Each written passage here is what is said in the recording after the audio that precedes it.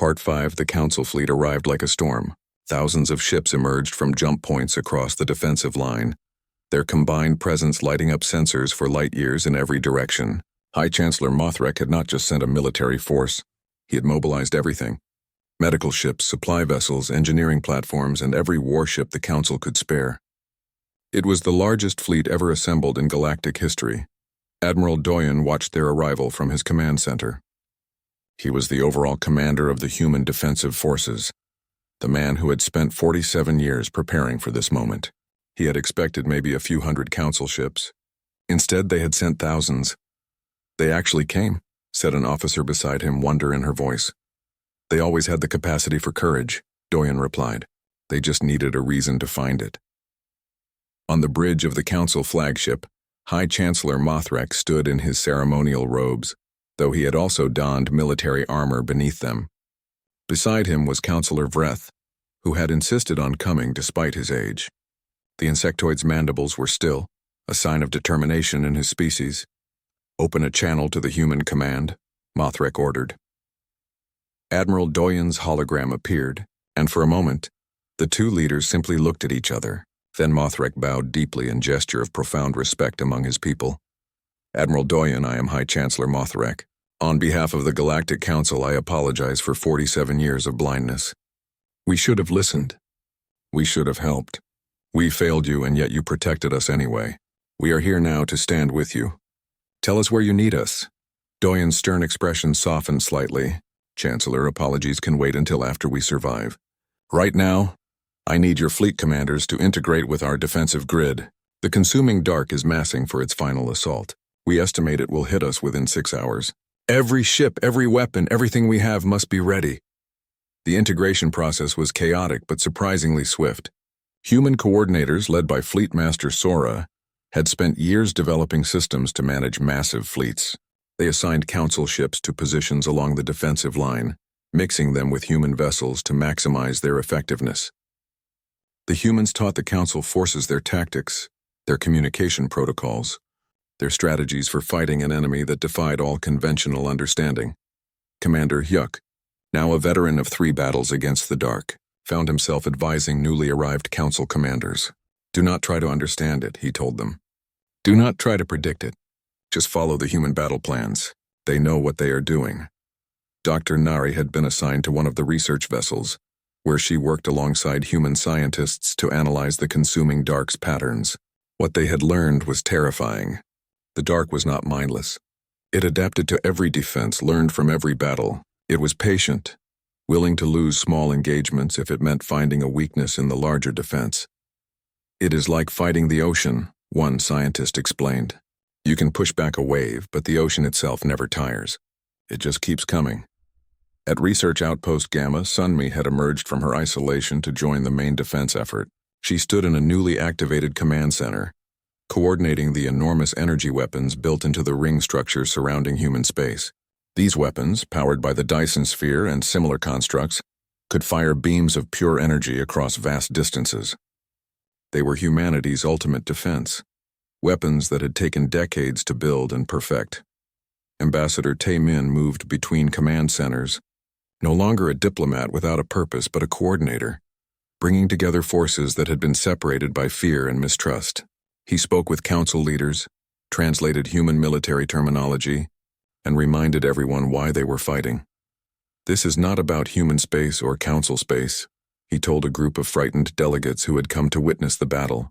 "This is about life itself, about whether intelligence and civilization will survive in this galaxy. That is worth fighting for. That is worth dying for." The 6 hours passed too quickly. Admiral Doyen watched the tactical displays as the consuming dark gathered itself at the edge of sensor range. It was massive, larger than anything they had seen before. It had been probing their defenses, learning their patterns, waiting for the Council fleet to arrive so it could judge their full strength. "It knows we are all here now," Doyen said to his command staff. "It knows this is our final stand, and it is going to throw everything at us." Captain Ji-won commanded a fleet of human destroyers at the forward edge of the defensive line. She had been a young colony captain when humanity went silent. Now she was a veteran admiral who had never known peace. Around her ship, the defensive platforms hummed with power, their weapons charged and ready. All ships, this is Admiral G1. She broadcast across the entire defensive line. The enemy is coming. Some of you are human. Some of you are not. But today we are all defenders. We all stand between the dark and everything we love. Hold the line. Fight with courage. And remember that behind us is a galaxy worth saving. The consuming dark struck like a tsunami. It came not as a wave but as a flood, pouring against the defensive line from 100 directions at once. Human weapons fired, their beams cutting through the darkness, burning it away. Council ships added their firepower, their missiles and lasers finding targets in the swirling mass. But the dark was learning. It flowed around the strongest defenses, focusing on gaps and weak points. It consumed smaller ships that strayed too far from formation, absorbing them and growing stronger. For every cubic kilometer of darkness that was burned away, more flowed in to take its place. Sector 12 is failing, a frantic voice reported. We need reinforcements now. Admiral Doyen rerouted forces, shifting the defensive line to compensate. Beside him, High Chancellor Mothrek coordinated Council reinforcements, sending ships where they were needed most. We are holding, Mothrek said, though his voice showed strain. Barely, Doyen replied. We need to do more than hold. We need to push it back. That was when Sunmi's voice came through on the priority channel. Admiral, the energy weapons are fully charged. All ring structures report ready to fire. Doyen looked at the tactical display. If they fired now, they would burn away massive portions of the dark, but the weapons would need hours to recharge. If it did not work, they would have no second chance. Counselor Vreth, Doyen said suddenly, your fleet is positioned near ring structure 7. Can your ships withstand the energy discharge if we fire the weapon?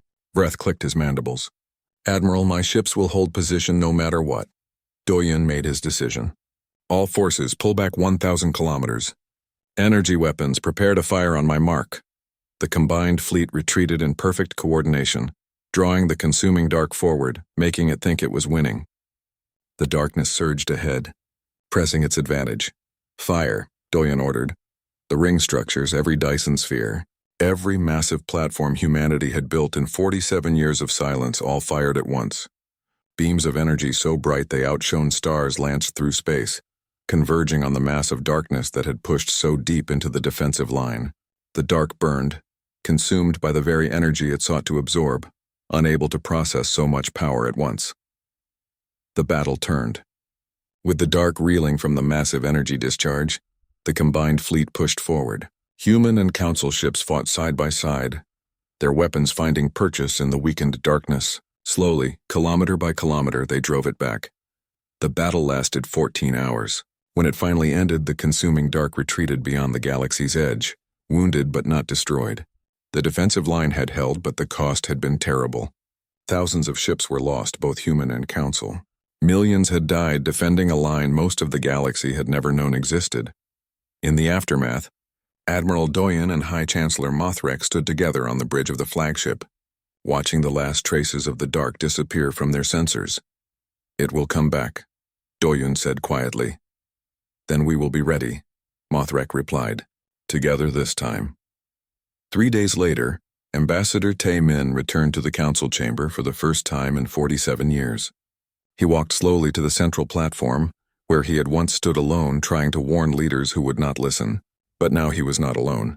Behind him walked Admiral Doyen, Captain Jiwon, Dr. Sunmi, and dozens of other humans who had fought in silence for so long. The council chamber was packed. Every delegate was present and many bore wounds from the battle. They stood as Tae Min approached, a gesture of respect that had never been offered to a human before. High Chancellor Mothrek spoke first. Ambassador Tae Min, you once stood here asking for our help and we refused. Today I ask for yours. Will humanity rejoin the Galactic Council? Will you help us rebuild what we lost and prepare for what is to come? Tae Min looked around the chamber at faces that had once dismissed him, at species that had once feared humanity. They looked different now, humbled, grateful, ready to listen. Yes, he said simply, but not as we were before. We return as equals, as partners, as those who have stood together in the dark and survived. The treaty was signed that day, not a treaty of restriction or limitation, but of unity. Humanity would share its technology, its knowledge, its strategies for fighting the consuming dark. Part 2 Commander Hyuk stood on the bridge of the expedition flagship, watching the stars shift on the view screen as his fleet entered the buffer zone. He was a veteran of many campaigns, his scaled skin marked with scars that told stories of battles long past. But this mission made him nervous in a way combat never had. "All ships reporting ready, Commander," his navigation officer reported. "We will cross into the buffer zone in 30 seconds. Hyuk nodded. His fleet consisted of 12 vessels, a mix of military escorts and research ships. Not enough to fight a war, but enough to defend themselves if needed, or so he hoped. No one really knew what they would find in human space. Dr. Nari sat at a station near the back of the bridge. She had insisted on coming despite her age, and the council had agreed. If anyone could help them understand what humanity had become, it was her. She watched the countdown timer with eyes that held both excitement and dread. 5 seconds, the navigation officer called out. 4, 3, 2, 1, crossing now. The stars on the view screen flickered. For a moment, everything seemed normal. Then the lights on the bridge dimmed. Consoles sparked and went dark. Emergency systems kicked in, bathing everything in red light. "What is happening?" Hyuk demanded. "Unknown interference, Commander," the chief engineer replied, her tentacles flying across her damaged console. "Our primary systems are experiencing cascading failures. It is like something is pushing against our technology." Across the fleet, similar reports came in. Weapon systems were offline. Navigation was unreliable. Even basic communications were disrupted. Yet the ships themselves continued to function. They were not being attacked. It was more like they had entered an environment their technology was not designed for. "Can we retreat?" Hyuk asked. "Yes, Commander. But if we are to rescue the research station crew, we must go deeper into the zone." Hyuk made his decision quickly. "Continue forward. Route power to essential systems only, and someone find out what is causing this." Dr. Nari was already working on that question.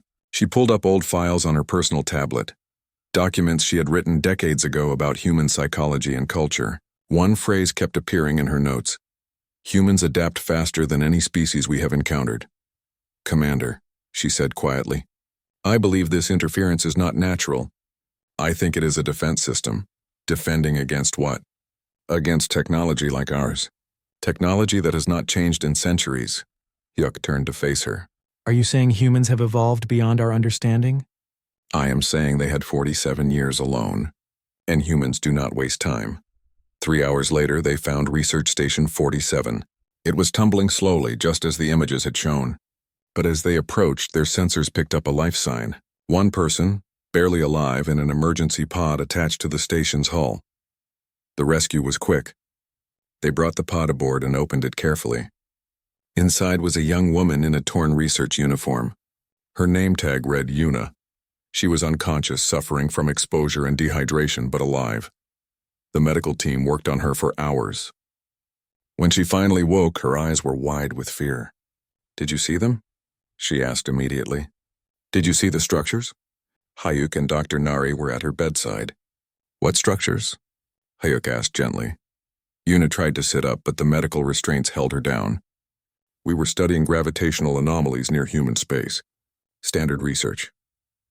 Then we detected something massive. Not a planet. Not a station. Something else. Describe it," Dr. Nari said, her voice calm and reassuring. "It was a ring," Yuna said, her voice shaking. "A ring around an entire star system, thousands of kilometers wide, and it was not alone. We detected dozens of similar structures deeper in human territory. They were building something huge." Hyuk felt his blood run cold. "Did they attack you?" "No, that is what was strange. Our systems failed just like yours did when we got close. But then the humans sent us a message, just text. It said, 'Leave, you are not ready. Return to the council and tell them to prepare.'" "Prepare for what?" Hyuk demanded. They would not say. Our captain tried to establish communication. He wanted to understand. But then something else appeared on our sensors, something from beyond human space, something that should not exist. Yuna's voice dropped to a whisper. It was like darkness made solid. It moved between the stars, and when it touched one of the outer human structures, the structure defended itself. Weapons we could not identify, energy we could not measure. The battle lasted 3 seconds. The darkness retreated, and we ran. "But not everyone made it," Dr. Nari said softly. Yuna shook her head. The station's systems failed completely during our escape. Life support collapsed. I was the only one near an emergency pod. I've been drifting for 4 days, hoping someone would come. Hayuk stepped away from the bed and contacted the bridge. All ships, maximum alert. Arm all weapons. Something is out here besides humans. But even as he gave the order, he knew their weapons would mean nothing against what Yuna had described. He looked back at Dr. Nari, who was reviewing Yuna's testimony on her tablet. You were right, he said. They did not disappear. They were preparing. The question is, Dr. Nari replied, preparing for what? And why did they not ask for our help? The answer came 2 hours later. The fleet's long-range sensors, barely functioning in the interference, detected something ahead. Something massive. Hugh ordered the fleet to proceed at minimum speed, ready to retreat at the first sign of danger. What they found took his breath away. A ring structure, exactly as Yuna had described, surrounded an entire solar system. It was not built from any material Hayuk recognized. It glowed with a soft blue light, and energy readings suggested it was drawing power directly from the system's star. Scan it, Hayuk ordered. I want to know everything. The science team worked frantically. What they discovered made no sense. The structure was not just a ring.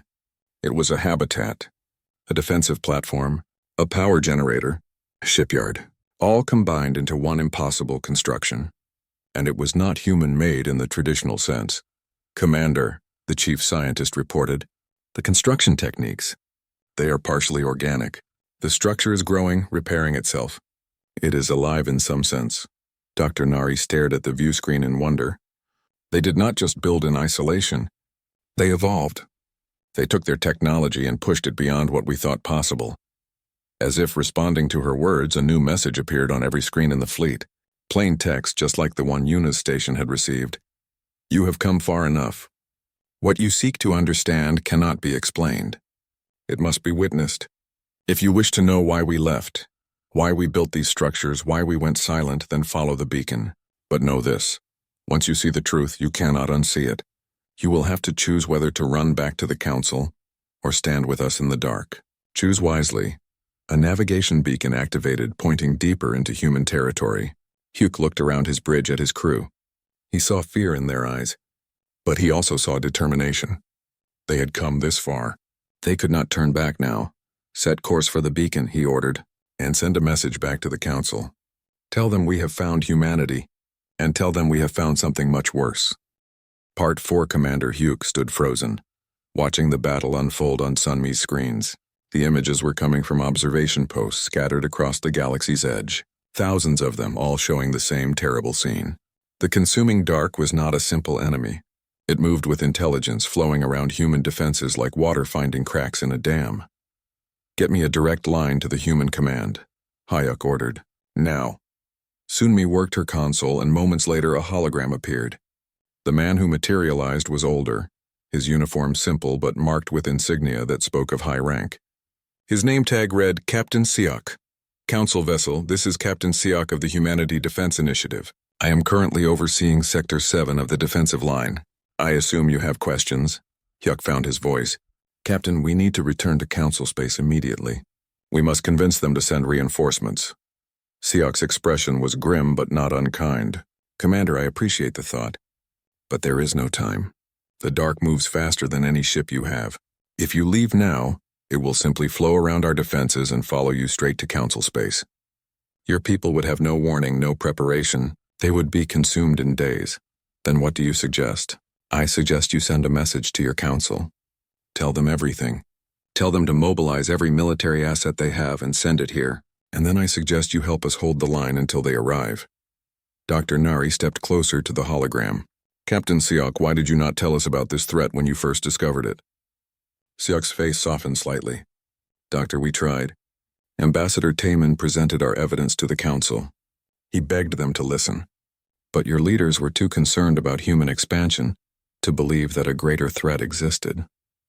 They thought we were lying to gain their sympathy. Where is Taman now? Nari asked. He is here. He has been with us for 47 years, helping to coordinate our efforts. He never stopped being a diplomat, Doctor. He just found a different cause to serve. Siak paused. Would you like to speak with him? Before anyone could answer, the hologram shifted. A new figure appeared, and Hayuk heard Dr. Nari gasp. It was Taemin, the ambassador who had spoken those final words to the council so long ago. He was much older now, his hair completely white, his face lined with years of hard work, but his eyes were still sharp, still kind. "Hello, old friend," he said to Dr. Nari. "I hoped someone would come eventually. I am glad it was you." Nari's voice shook. "We thought you were dead. We thought all the humans had abandoned us." "We never abandoned you," Taemin replied gently. "We simply stopped asking for permission to protect you. The council made it clear they did not want our help, so we gave it anyway, in silence."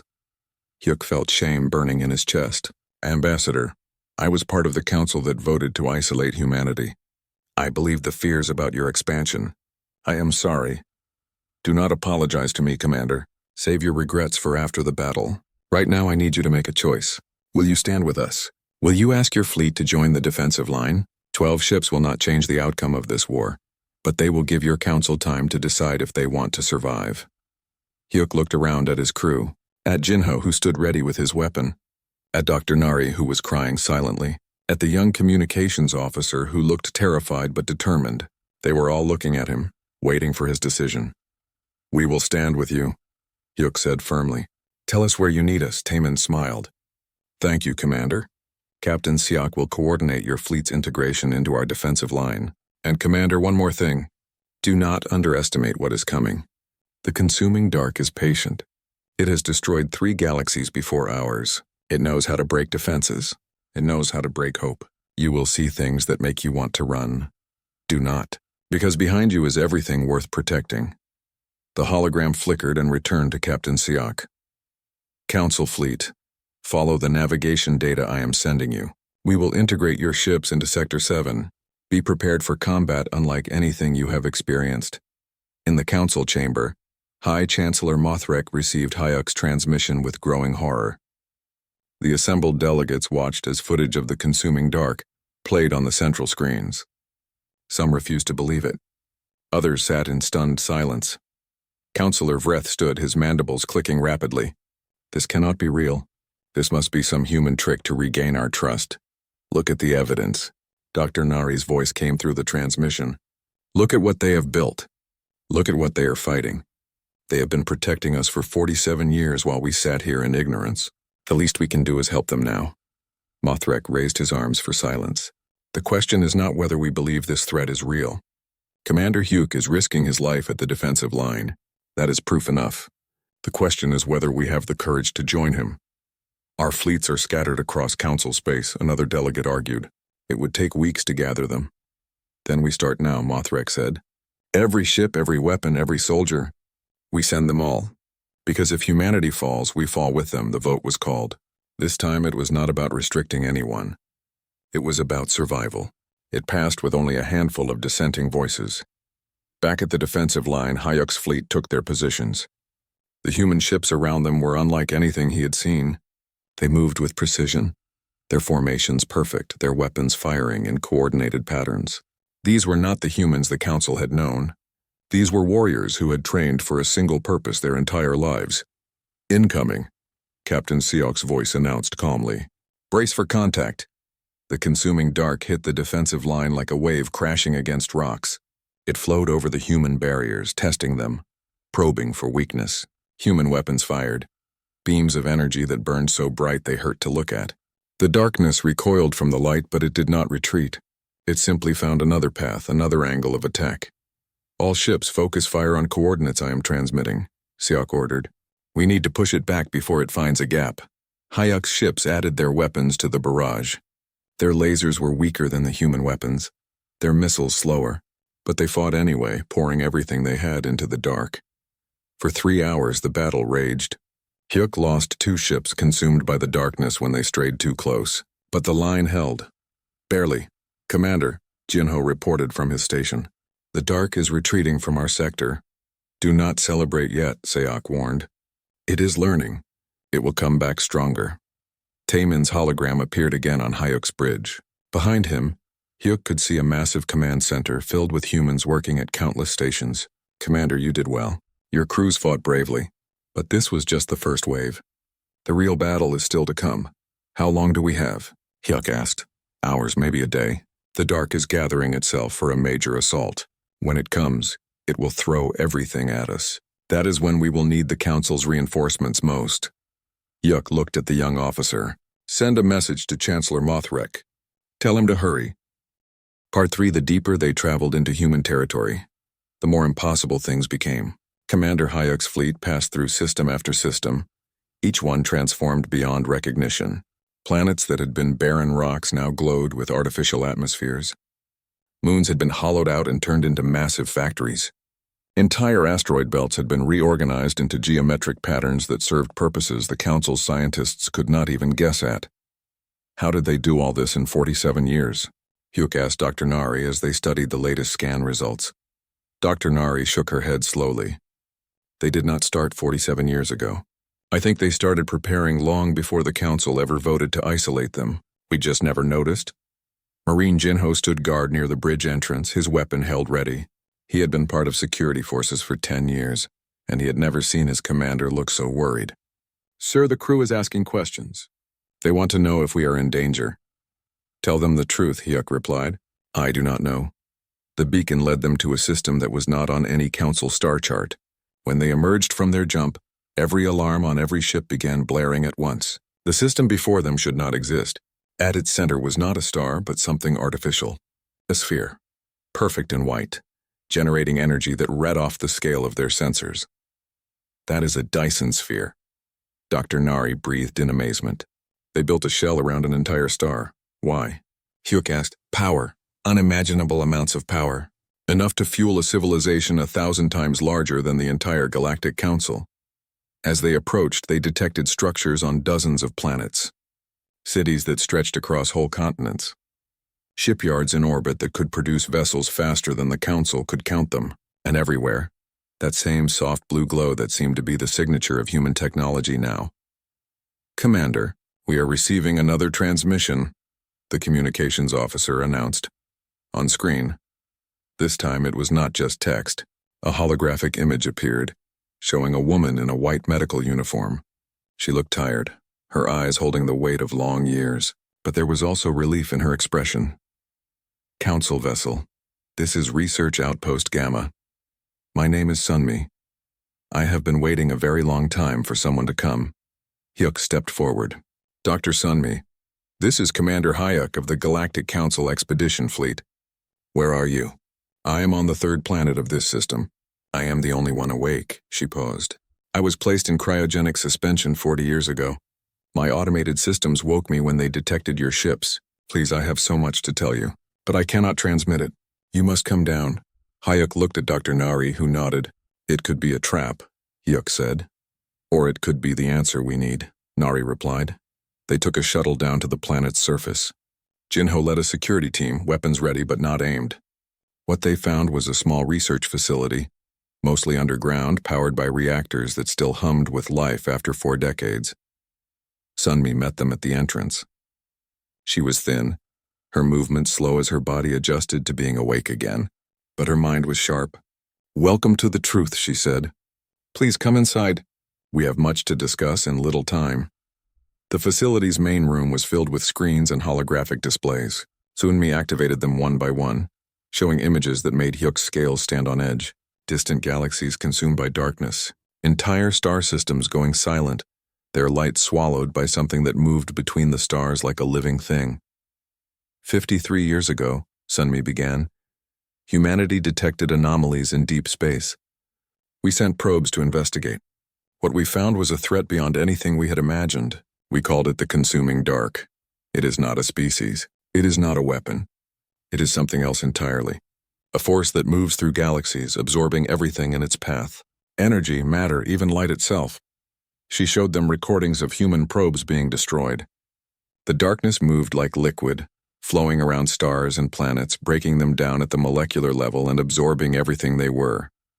We tried to warn the Council, Sunmi continued. Ambassador Taemin presented our findings. He begged for an emergency session, but the Council was too focused on restricting human expansion. They thought we were inventing a threat to gain sympathy. They did not listen. Dr. Nari felt tears in her old eyes. We were fools. Yes, Sunmi said simply. But humanity did not have time to be angry. The consuming dark was coming.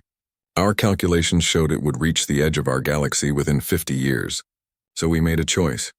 You isolated yourselves, Hyuk said. Not because the council forced you out, but because you had work to do. Sunmi nodded. We could not waste time arguing with the council. We could not afford political debates or diplomatic negotiations. So we took the council's vote as an excuse. We withdrew. We went silent. And we started building. Building what? Jinho asked. Everything you have seen. The rings. The spheres. The transformed worlds. We built a defensive line at the edge of the galaxy. We developed new technologies, new weapons, new ways to fight something that should not exist. We put aside every human difference, every national boundary, every petty argument. For 47 years, we have had one single purpose: prepare for the dark. She brought up new images. Human fleets, thousands of ships patrolling the galaxy's edge. Massive weapons platforms that could fire beams of pure energy across light years. And people, billions of people working together, building together, training together. We knew the council would not help us, Sunmi said. So we chose to protect them anyway. Because that is what humans do. We stand between the darkness and those who cannot defend themselves even if they do not want us to. Hyuk felt something break inside him. All this time, while the council had been relieved that humanity was gone, humans had been fighting a war at the edge of space. Alone. Unrecognized. Unthankful. How close is it? He asked quietly. Sunmi's expression darkened. The consuming dark will reach the defensive line in 6 months. Maybe less. We have done everything we can. We have built weapons that use technologies the council has never imagined. We have trained warriors who have never known peace. But I do not know if it will be enough. She looked at each of them in turn. That is why I was left here. To wake up when someone finally came. To give the council one last chance to understand. To join us if they choose. To fight alongside humanity if they dare. Dr. Nari stepped forward. What do you need from us? Everything, Sunmi replied. Every ship. Every soldier. Every scientist. The consuming dark does not discriminate. It will consume the council just as easily as it will consume us. The only chance any of us have is to stand together. Hyuk straightened his posture. Then we must return to the council immediately. We must tell them everything. There is no time, Sunmi said. By the time you return and they debate and vote, it will be too late. The dark is already at our doorstep. As if to emphasize her words, alarms began sounding throughout the facility. Sunmi ran to a console, her fingers flying across the controls. Her face went pale. It is here, she whispered. The consuming dark has reached the defensive line. The battle has begun. On the screens they could see it. At the edge of the galaxy, where human defenses met the void of intergalactic space, darkness flowed like an ocean, and against it human ships fired weapons that lit up the night. The war that humanity had prepared for in silence was no longer silent. It had arrived. Humans left in silence. Now the council must face the consequences. Story outline. HFY Sci-Fi, third person. Part 1. The Great Silence setting, the Galactic Council Chamber. 47 years after humanity's sudden withdrawal from galactic affairs, the once vibrant human embassies across council space now stand empty. Their communications arrays silent. Main characters Ambassador Taemin, former human diplomat, now missing Counselor Vreth, insectoid council member who led the vote to restrict human expansion Captain Jiwan, commander of a human colony ship, last seen at the border High Chancellor Mothrek, leader of the Galactic Council. Key plot points. The Council reflects on their decision 47 years ago to limit human territorial expansion due to fears of their rapid growth and military capability. Humanity responded not with war, but with total withdrawal, recalling all diplomats, shutting down trade routes, and going completely silent. Initial council relief turns to unease as decades pass without a single human transmission. Strange reports begin filtering in from the galactic rim. Abandoned human colonies are empty, but infrastructure remains intact and powered. A distress signal is detected from a council research station near former human space. Chapter breakdown. Chapter 1. Council session reviewing the human question decades later, revealing the history of their isolation through flashbacks. Chapter 2. The discovery of the distress signal and the decision to investigate. Chapter 3. Introduction of human characters through archived footage and recovered logs showing their final Preparations before the silence, Part 2, First Contact. Redux setting Council Expedition Fleet entering. The buffer zone between Council space and the former human border. Territories. Main characters commander, Hyuk, Council Fleet Commander, reptilian species. Dr. Nari, xenoanthropologist who studied humans. Now brought out of retirement engineer Minho, last human seen in Council space, flashback character Scout Pilot Yuna, recovered from the research station, barely alive. Key plot points. The expedition fleet crosses into the buffer zone and immediately experiences technological malfunctions. They rescue Yuna, who reveals the research station was studying something that came from human space. Yuna describes witnessing massive structures being constructed in the darkness. Beyond their sensors, Dr. Nari reviews old records and realizes humanity had been preparing for something long before the Council's vote. Evidence suggests humans didn't just leave. They evolved their society in complete isolation. The fleet discovers the first human construct, a massive ring structure surrounding an entire star system. Chapter Breakdown. Chapter 1, The Journey into the Buffer Zone and Mounting Technical Problems. Chapter Code Rescue of Yuna and Her Debriefing. Chapter 3, Discovery of the Megastructure and the Realization that humanity has achieved technological advancement far beyond Council Comprehension. Part 3, What Humanity Built, setting deep within former human territory. Among vast constructs and transformed worlds. Main characters, Jinho, a Council Marine, part of the ground expedition. Yunji, AI linguist attempting to decode new human transmissions. Admiral Doyen, commander of a silent human defense fleet, revealed later.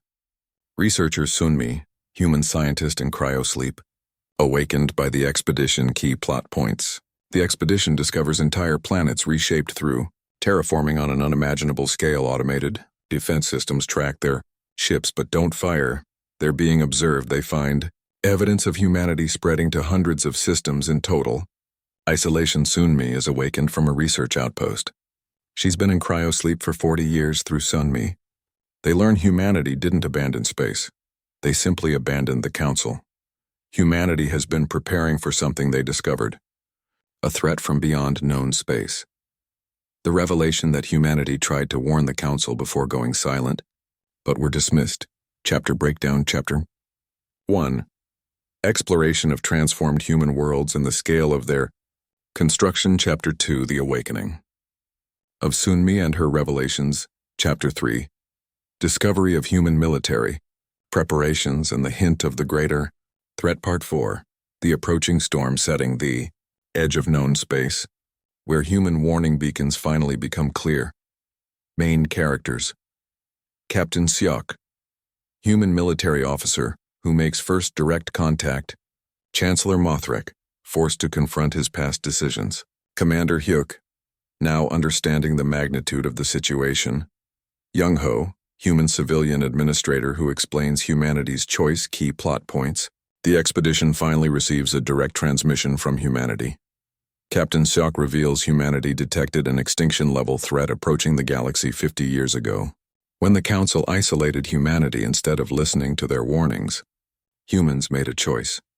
Humanity spent 5 decades building a defensive line, preparing weapons, and fortifying systems. The threat is revealed.